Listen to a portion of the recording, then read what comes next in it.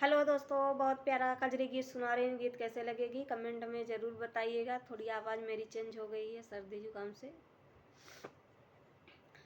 तो गीत कैसे लगेगी कजरी गीत कमेंट में ज़रूर बताइएगा।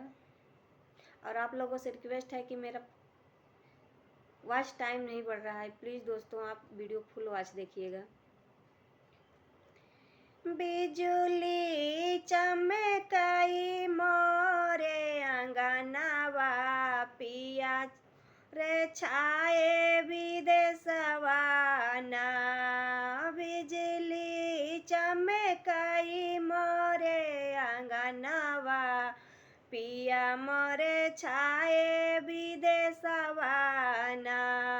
जब से पिया गए विदेशवा, जब से पिया गए विदेशवा, भेजले नाही संदेशवा ना।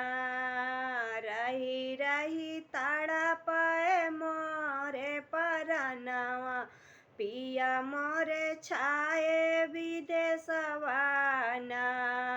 रही रही तड़पाए मोरे परनवा पिया मोरे छाए विदेशवा ना।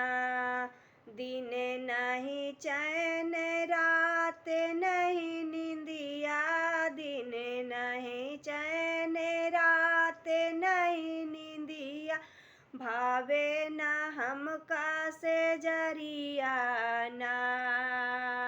भावे न हमका से जरिया ना। दिन रात कांपे मोरे बदनिया, दिन रात कांपे मोरे बदनिया, पिया मोरे छाए विदेशवा ना। पिया मोरे छाए विदेशवा ना।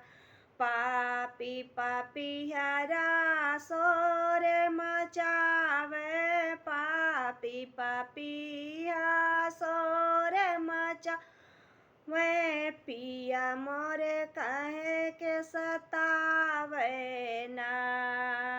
पिया नी कही के सतावे ना। सुना लागई मोरे भवनवा, सुना लागे मोरे भवनवा, पिया मोरे छाए विदेशवा ना।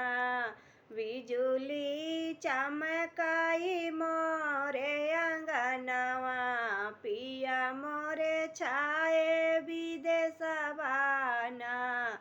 बिजुली चमकाई मोरे अंगनवा पिया मोरे छाए विदेशवा ना। गीत कैसी लगी दोस्तों कमेंट में ज़रूर बताइए।